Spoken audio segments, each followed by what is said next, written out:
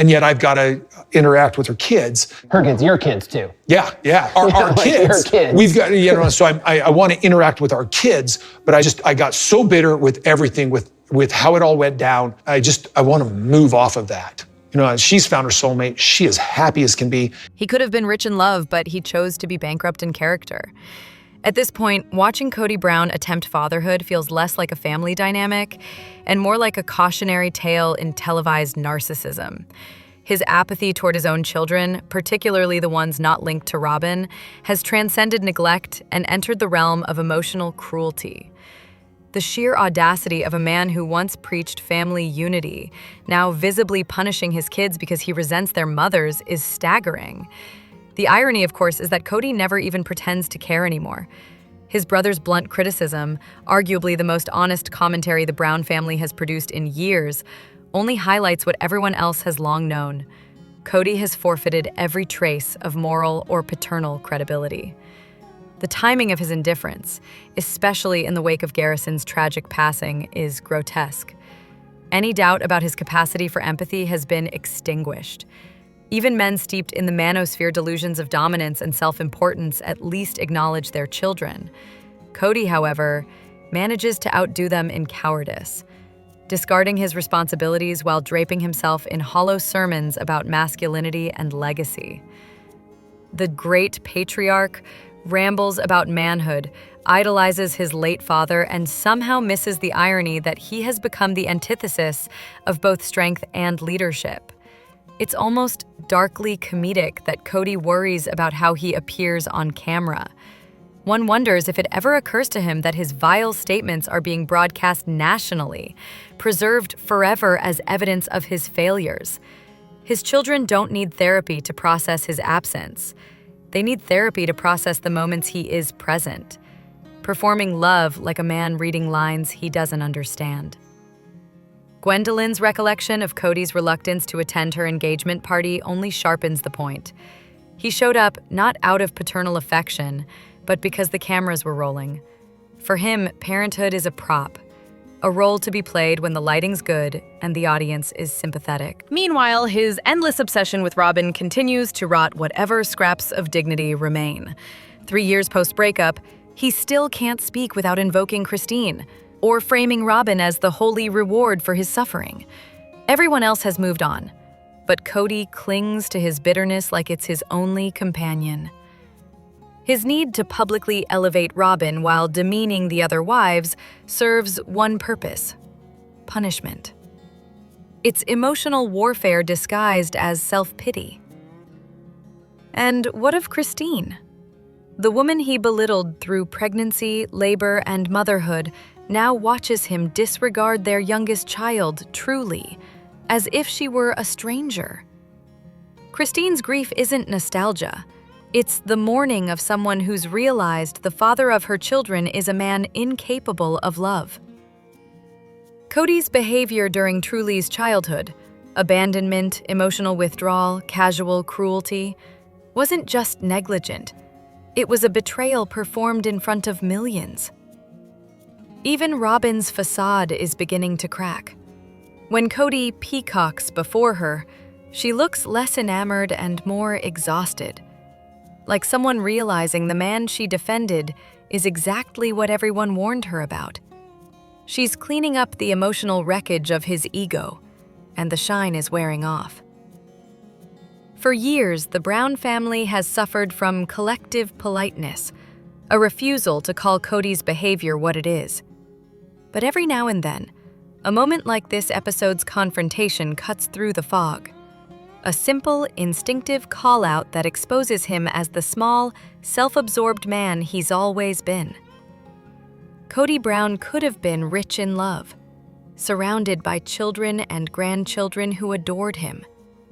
Instead, he chose self-worship over connection. He traded legacy for loneliness, leaving behind not a family, but a collection of people who outgrew his delusion. What remains of him isn't a patriarch.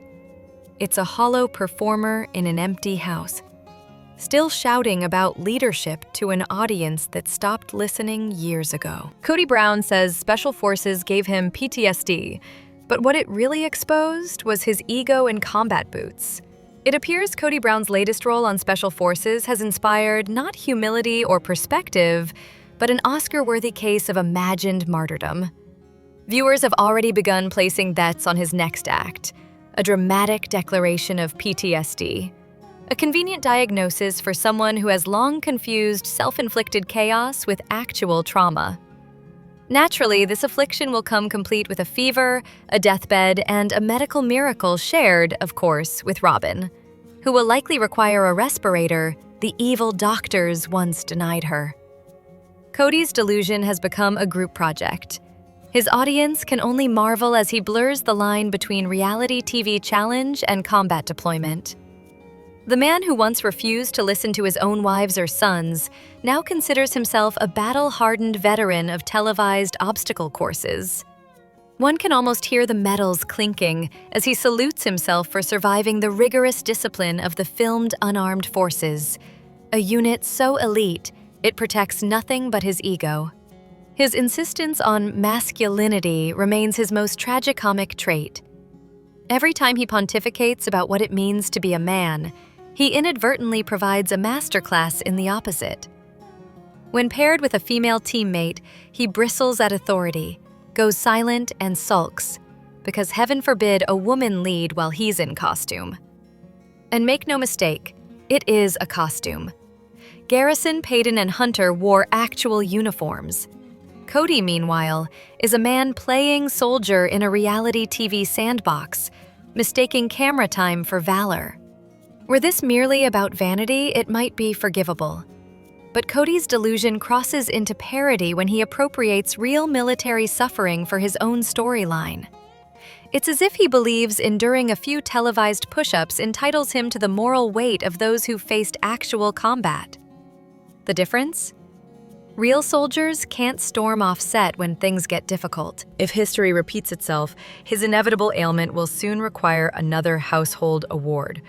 A thermometer, perhaps, for most theatrical near-death experience. Unfortunately, after its time between Kody and Robin's mouths, the poor instrument has likely entered witness protection, rebranded as a meat thermometer somewhere far safer. In the end, Kody Brown's latest transformation isn't into a warrior, but into a caricature of one. A man convinced that sweat equals sacrifice, and screen time equals service. His bravado, his victimhood, his endless sermons on masculinity, each one more hollow than the last. For someone so obsessed with being the man, he remains unfit for the role in every possible way. They called it Garrison's tribute, but somehow it turned into Kody's victory lap. There are few things more grotesque than watching someone turn a tragedy into a personal highlight reel, and Kody Brown, naturally, found a way to do just that. Garrison's funeral, a moment that should have centered on loss, grief, and remembrance, somehow transformed into the Kody Brown hometown tour. Between the sign shop nostalgia, wrestling trophies, and high school glory days, one could easily forget the supposed reason for the trip. It wasn't about honoring his son. It was about honoring himself. The episode's editing made the point clearer than any critique could. Kody's monologue fading into the background while shots of his self-congratulation played over it was almost artful in its mockery. Here was a man incapable of reading a room, proudly narrating his own legend while standing in the shadow of his child's death. The sign he bragged about wasn't even his creation. He merely sold them. Yet, like everything else in Kody's orbit, it had to be reframed as a personal triumph. This self-absorption isn't new. It's practically his defining trait. Consider Isabel's surgery, his refusal to accompany her, his refusal to contribute financially, and his excuse that he couldn't be away from his family. The irony, of course, is that family meant Robin and the children he actually prioritizes, the so-called tenders. But when a wedding comes along, suddenly distance is no obstacle. Priorities, it seems, are flexible when self-interest is involved. Even during his bout with COVID, when his son Gabriel needed a father's compassion, Kody managed to make the moment transactional. The boy's birthday went unacknowledged because Kody, preoccupied with his own sniffles, simply forgot. One would think a man so enamored with his own importance could at least remember the dates of those who helped give him that importance. Then came the Wyoming trip, conveniently filmed to showcase his emotional depth, or whatever version of it he thinks plays well on camera. Reports suggest the sequence wasn't even filmed in sync with real events. It may have taken place a month after Garrison's ashes were buried. So, not only was it performative, it was retroactively performative. The pilgrimage that the rest of the family undertook quietly and privately, without cameras, became yet another opportunity for Kody to play the grieving patriarch, on his terms, in his lighting, with his camera crew. He even claimed authority over funeral arrangements, boasting that he was in charge. In reality, he hadn't even seen the urn, hand-carved by Mitch, until the day of the service. It's hard to imagine a more striking metaphor for his absence. The father who only shows up once the craftsmanship, the grief, and the meaning have already been handled by others. Kody Brown has long been a case study in self-importance, but this episode revealed the full extent of his emotional bankruptcy. Even in death, his son's memory had to share the frame with his father's ego. And when the camera pans out, what's left isn't a portrait of grief.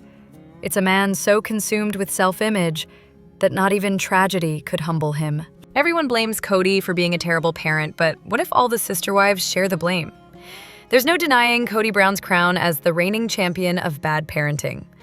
If neglect, ego, and emotional detachment were Olympic sports, he'd be taking home the gold. Yet, while Kody stands out as the worst of the bunch, the four wives aren't exactly winning any parenting awards either. Collectively, they've created a generation of children who've somehow managed to turn out remarkably stable, miraculously so given the chaos they were raised in. Well, with one notable exception, Robyn's kids, who seem to have inherited more isolation than resilience. Every wife at some point chose loyalty to Kody over loyalty to her children. It was an unspoken rule of the Brown family dynamic: appease the patriarch, even at the cost of the kids' emotional well-being. Only when the dysfunction became impossible to ignore did some of them start recognizing the damage. The difference between Kody and the rest is simple. The others, eventually, tried to grow from their mistakes. Kody, on the other hand, treats accountability like a contagious disease. The children, meanwhile, were left to raise one another. Their emotional survival can be credited less to their parents' wisdom and more to the sibling bond forged through shared trauma. They had each other when their parents didn't. While the adults were busy chasing spiritual callings, managing jealousy, or filming confessional interviews, the kids built their own support system, a sanctuary of laughter, commiseration, and mutual protection. That sibling unity is the one thing the original three wives inadvertently did right, raising their children together as a blended family. The result?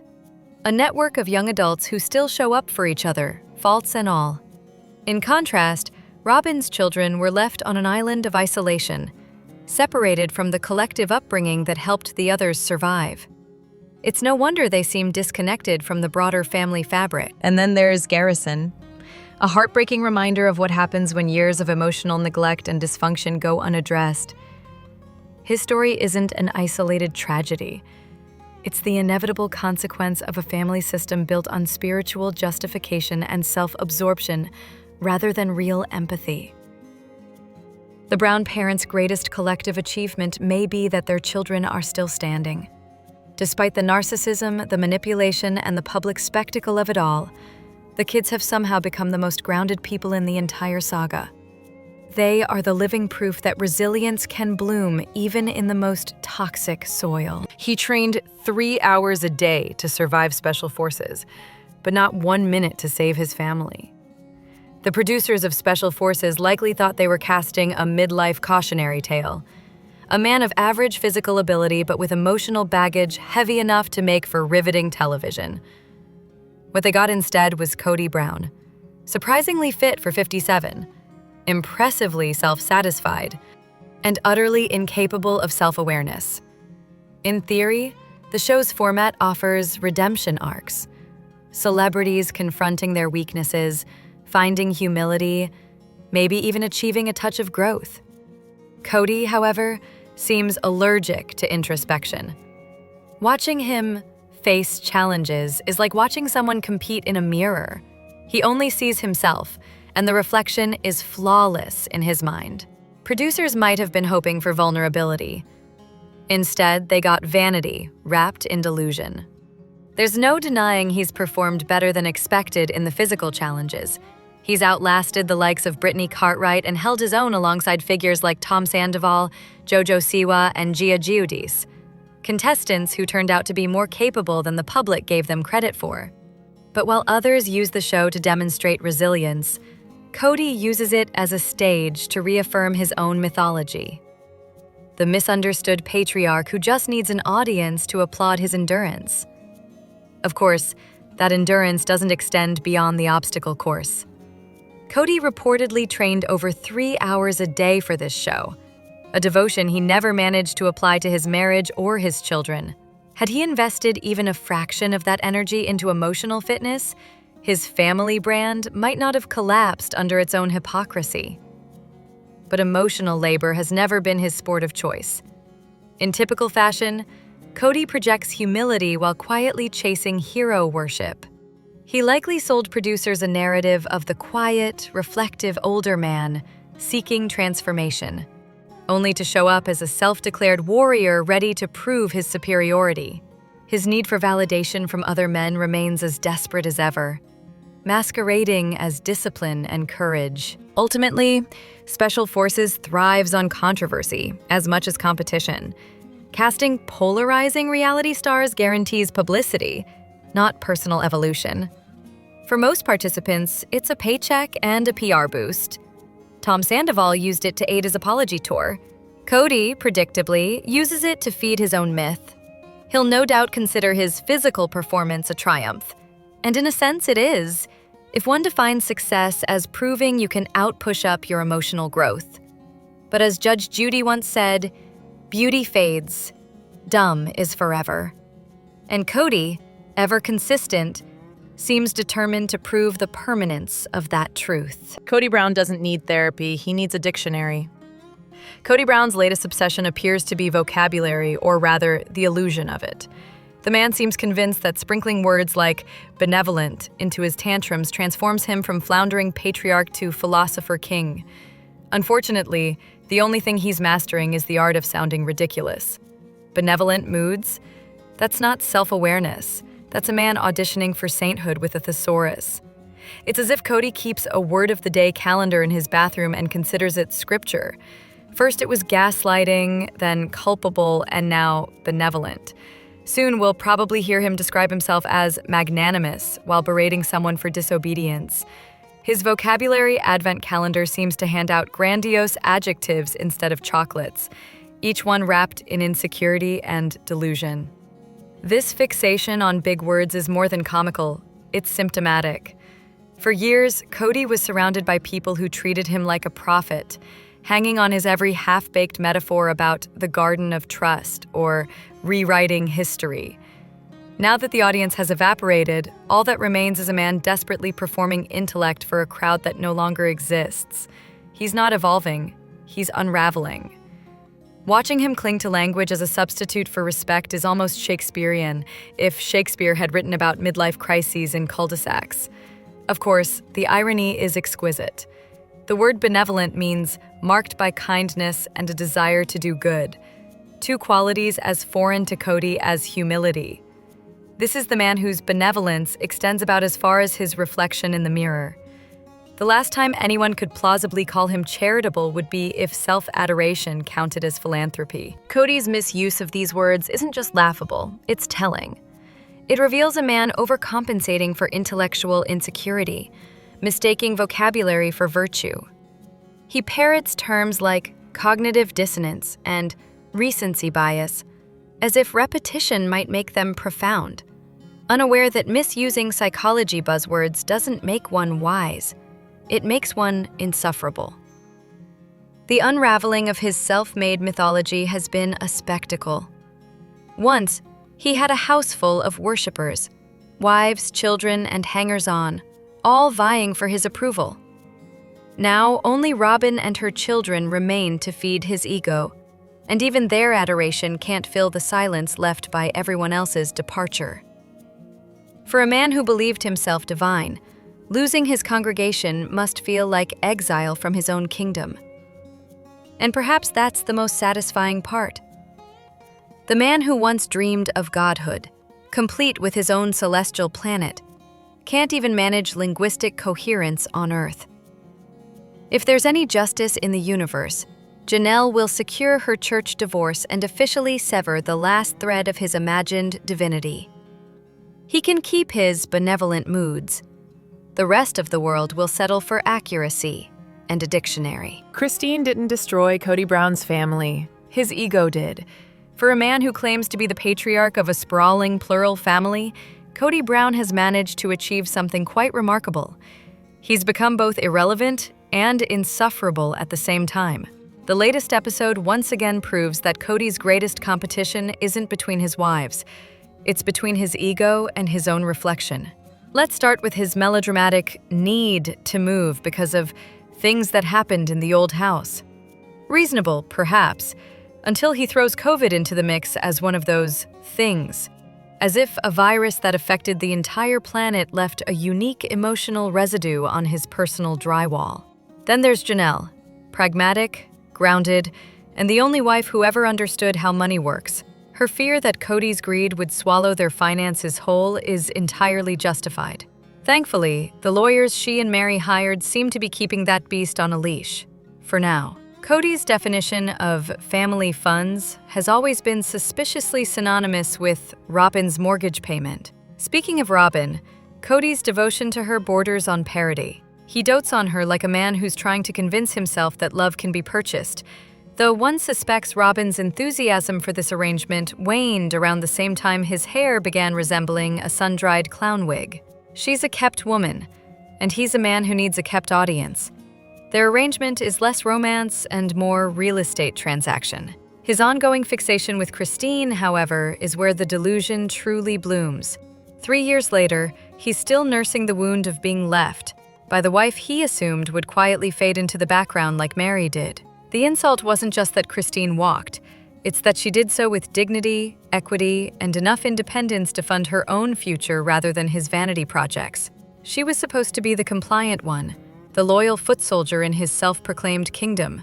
Instead, she turned out to be the whistleblower. And yes, his ego took a hit when Christine not only escaped, but found love. A healthy, mutual kind of love with David, the sort of man who actually listens to her. While Kody stews in self-pity and hair bleach, Christine has built a new life. Her joy is his worst nightmare, proof that she didn't need him after all. Meanwhile, Kody's relationship with his adult children is defined by his startling indifference. He speaks of them as distant relatives, detached and uninterested, as if fatherhood were an optional feature he declined at checkout. It's telling that even his brother called him out on his "her kids" mentality, a phrase that perfectly captures how Kody views family, in partitions and property lines. And then, of course, there's his obsession with appearances. The man who can't maintain basic emotional hygiene is somehow desperate for a real mansion, as if granite countertops might distract from the emotional rubble he's left behind. The irony, of course, is that his downfall was entirely self-authored. The wives didn't leave because they stopped finding him attractive, though, frankly, that would have been understandable. They left because the illusion finally cracked. Christine walked, Janelle followed, and even Mary, his most loyal casualty, eventually stopped waiting for crumbs.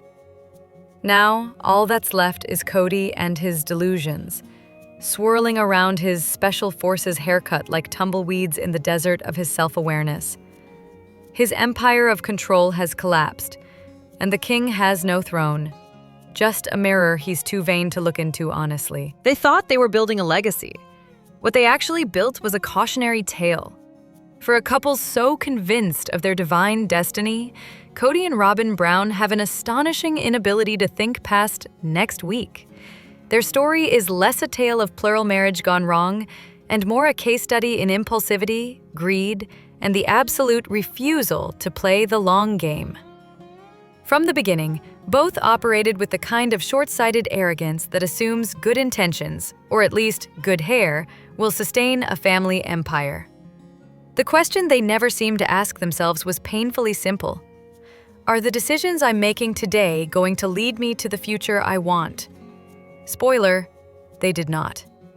Robin once waxed poetic about her dream of all the sister wives rocking peacefully together on the porch. A touching image, if not for the fact that she also demanded more of Kody's time and affection than anyone else, cheerfully accepting his favoritism while pretending to be confused by the fallout. What exactly was her endgame? Even in the best-case scenario, she'd have her porch full of resentful ex-wives glaring into their coffee mugs. Worst case? She's stuck with Kody 24/7, an exhausting cocktail of ego, impulsivity, and midlife crisis machismo. Hardly the fairy tale she advertised. Kody, of course, was equally delusional. He envisioned riding into the sunset with his diesel jeans model, conveniently forgetting that diesel jeans models grow up, lose patience, and eventually stop tolerating your tantrums. His romantic fantasy was built on the idea that 2013 would last forever, a time capsule of youthful infatuation and selective memory. Unfortunately for him, 2023 came anyway, dragging reality right through the front door. At the root of it all is their shared idol: money. The Browns have long equated financial stability with happiness, as though a paid-off house could substitute for emotional connection. Robin once lamented that the other wives rejected Kody affection-wise, a phrase so odd it begged for interpretation. It's likely code for her frustration at being the only one stuck fulfilling Kody's needs, duties that have long since lost their romantic luster. The pair's public appearances now radiate all the warmth of a tax audit. The spark is gone, if it ever existed beyond the cameras. And then came the infamous tell-all, where Robin suggested the other wives refused certain sexual acts that made them uncomfortable, an astonishingly tone-deaf statement. For most adults, not doing something that makes you uncomfortable is called consent, not rejection. But nuance has never been a Brown family strength. In truth, the real rejection was Kody's. He was the one who withdrew affection from Mary and Christine, using it as a weapon of control. Robin likely believed his sob story about cold, ungrateful wives, an old tactic used by men in pursuit of a new conquest. It's now clear both broke one of their own fundamental rules: comparing marriages and gossiping about private dynamics. That breach of trust, more than any divine revelation, eroded the family's foundation. Robin also entered the picture with the smug assumption that she had something to teach the original wives.